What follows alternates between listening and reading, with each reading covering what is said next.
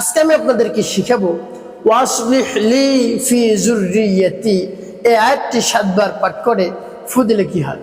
আমি আবারও বলছি, ওয়াসলিহ লি ফি যুররিয়্যতি, এই আয়াতটি 7 বার পাঠ করে ফু দিলে কি হয়। খুবই দামি এবং গুরুত্বপূর্ণ আমলটি কখন কিভাবে করবেন এবং এই আয়াতটি পরে কোথায় আপনি ফু দিবেন, কিভাবে উপকৃত হবেন, শুরু থেকে শেষ পর্যন্ত সঠিক নিয়মে সঠিক পদ্ধতিতে আমি আপনাদেরকে বিস্তারিতভাবে অতি সহজে বলে দিচ্ছি। আপনারা অতি অল্প সময় আমলটি করে উপকৃত হতে পারবেন। তো প্রিয় ভাই বোনেরা, এই আমলটি আপনি কখন করবেন? আপনি আমলটি ফজরের নামাজের পর করবেন। ফজরের নামাজ জামাতের সাথে আদায় করে তারপরে করবেন। মা বোনেরা এই আমলটি করতে পারেন ফজরের নামাজ বাসা বাড়িতে আদায় করে তারপরে আপনি এই আমলটি শুরু করে দিবেন। তো যখন এই আমলটি শুরু করবেন তখন আপনি অবশ্যই পবিত্রতা অর্জন করে আমলটি শুরু করবেন পবিত্র অবস্থায়। তো আপনি ধরে নিন ফজরের নামাজের পর পবিত্র অবস্থায় আপনি আমলটি শুরু করে দিয়েছেন। সর্বপ্রথম আপনাকে কি করতে হবে? আপনার জীবনের সমস্ত গুনার কথা স্মরণ করে আপনি মহান রব্বুল আলামিনের কাছে ক্ষমা প্রার্থনা করবেন। বাংলায় করতে পারবেন, হে আল্লাহ, আমার জীবনের সমুদায় গুনাহ খাতা আপনি মাফ করে দেন। জীবনে যত ধরনের গুনাহ করেছি, ছোট বড়, দিনে রাতে প্রকাশ্যে গোপনে সব ধরনের গুনাহ আপনি মাফ করে দিন। এভাবে মহান রব্বুল আলামিনের কাছ থেকে আপনি গুনাহ মাফ করাবেন। তারপরে 3 বার নবীজি সাল্লাল্লাহু আলাইহি সাল্লামের শানে দুরূদ শরীফ পাঠ করবেন। সাল্লাল্লাহু আলাইহি ওয়াসাল্লাম, সাল্লাল্লাহু আলাইহি ওয়াসাল্লাম, সাল্লাল্লাহু আলাইহি ওয়াসাল্লাম। এভাবে ইস্তিগফার এবং দুরূদ শরীফ যখন পাঠ করা হয়ে যাবে, তারপর আপনাকে কোথাও ফু দিতে হবে না। তারপর আমার দেখার নিয়ম অনুযায়ী সে আয়াতটি পাঠ করবেন। যখন পাঠ করবেন, কোন উদ্দেশ্যের জন্য আপনি সে আয়াতটি পাঠ করবেন, সে উদ্দেশ্যের কথা মনে মনে ভাববেন এবং পরিপূর্ণ মনোযোগ আপনার আমলের মধ্যে নিয়ে আসবেন যে আমি যে আমলটি করতেছি সে উদ্দেশ্যের জন্য মহান রব্বুল আলামিন কবুল করে নেন। এভাবে মহান রব্বুল আলামিনের কাছে মনে মনে দোয়া আপনি করবেন। তারপরে আপনি সেই আয়াতটি যদি পাঠ করতে পারেন, আয়াতটি পাঠ করে আপনি অবশ্যই উপকৃত হতে পারবেন। আর পরিপূর্ণ বিশ্বাসের সাথে এবং আস্থা রেখে মহান রব্বুল আলামিনের উপর পরিপূর্ণ ভরসা রেখে আপনি আমলটি করবেন। আপনি সেই আয়াতটি, সেই দোয়াটি পাঠ করবেন। তারপরে এভাবে যদি আপনি আমলটি করতে পারেন, অবশ্যই আপনি উপকৃত হতে পারবেন। এভাবে আপনি মাত্র 7 দিনে আমলটি করবেন। কতদিন? 7 দিন আপনি আমলটি করবেন, দেখবেন 7 দিনের মধ্যে আপনি ফলাফল পেয়ে যাবেন ইনশাআল্লাহ। আপনি অনেক হতাশাগ্রস্তের মধ্যে ছিলেন, সব হতাশা, দুশ্চিন্তা, পেরেশানি সব কেটে যাবে ইনশাআল্লাহ।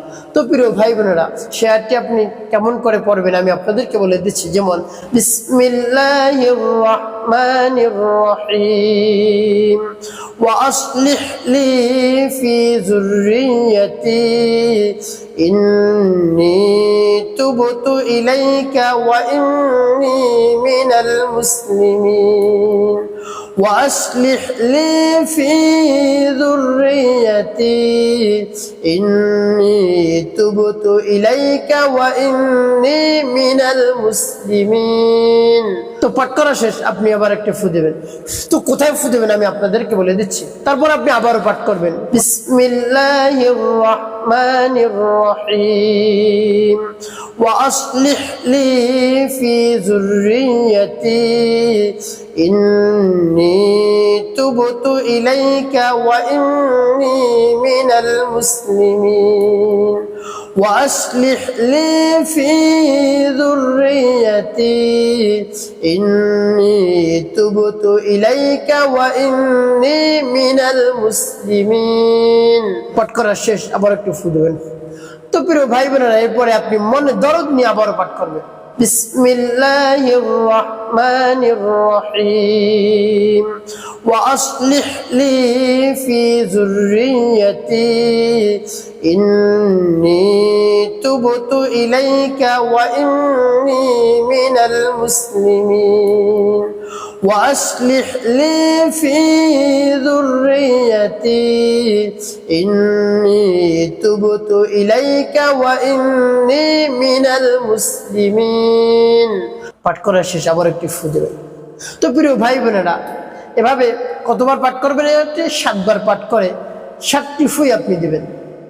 সর্বশেষ যখন ফু দেওয়া হয়ে যাবে 7টি, তখন 3 বার দুরূদ ইব্রাহিম পাঠ করবেন। আল্লাহুম্মা সাল্লি আলা মুহাম্মাদ ওয়া আলা আলি মুহাম্মাদ كما صليت على إبراهيم وعلى آل إبراهيم إنك حميد مجيد اللهم بارك على محمد وعلى آل محمد كما باركت على إبراهيم وعلى آل إبراهيم إنك حميد مجيد اللهم صل على محمد وعلى آل محمد كما صليت على إبراهيم وعلى آل إبراهيم إنك حميد مجيد اللهم بارك على محمد وعلى آل محمد كما باركت على إبراهيم وعلى آل إبراهيم إنك حميد مجيد এভাবে যখন দুরূদ ইব্রাহিম পাঠ করা হয়ে যাবে তারপর আপনি দুটি ফু দিবেন এভাবে। তো প্রিয় ভাই বোনেরা, এভাবে কতদিন এই আমলটি করবেন? 7 দিন আমলটি করবেন। আর কোথায় আপনি ফু দেবেন? আপনার সন্তানের মাথায় আপনি ফু দেবেন। আপনার সন্তান লেখাপড়ার মধ্যে অমনোযোগী, কোনোভাবেই আপনাকে ভালো ভালো রেজাল্ট উপহার দিতে পারে না। আপনি অনেক টাকা পয়সা খরচ করছেন সন্তানের জন্য, সন্তানের কল্যাণের জন্য, লেখাপড়ার জন্য, কোনো কাজ হচ্ছে না। আপনি একের পর এক টিচার দিয়ে রাখছেন যে কেমন করে লেখাপড়া হয়, কিন্তু হচ্ছে না। তার কারণ তার মেধা একটু কম, স্মরণ শক্তি কম। তো সেই স্মরণ শক্তি বৃদ্ধি করার জন্য এভাবে আপনি আমল করে আপনার সন্তানের মাথায় ফু দিন। আপনার সন্তানের মেধা শক্তি মহান রব্বুল আলামিন বাড়িয়ে দিবেন, স্মৃতি শক্তি বাড়িয়ে দিবেন, স্মরণ শক্তি বাড়িয়ে দিবেন। যা পড়বে তাই মুখস্থ থাকবে ইনশাল্লাহ। আর আপনাকে ভালো ভালো রেজাল্ট উপহার দেবে। আপনাকে আর কোনো ধরনের হতাশা, দুশ্চিন্তা, পেরেশানির মধ্যে থাকতে হবে না ইনশাল্লাহ।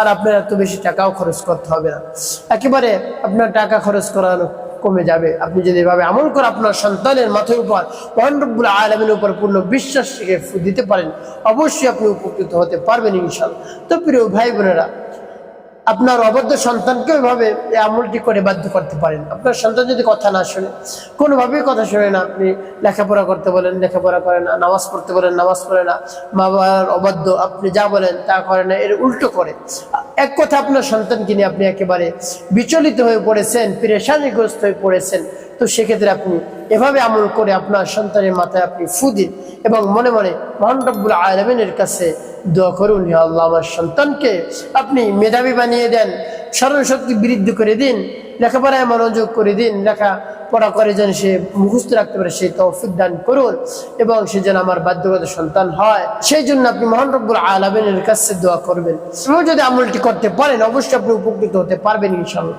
তো প্রিয় ভাই বোনেরা, একটি কথা মনে রাখতে হবে, 5 ওয়াক্ত নামাজ আপনাকে আদায় করতে হবে। তারপর সন্তানের বয়স যখন 7-এর উপরে হবে, নামাজের জন্য তাগিদ দিতে হবে। তারপর তাকে কোরআন শিখাতে হবে, ইসলামিক জ্ঞান তাকে অবশ্যই শিখাতে হবে। তো প্রিয় ভাই বোনেরা, তারপরে আপনি মিথ্যা কথা বলবেন না, মানুষের খেদমতে কল্যাণে বেশি বেশি কাজ করবেন, অবশ্যই অবশ্যই আপনি উপকৃত হতে পারবেন ইনশাআল্লাহ।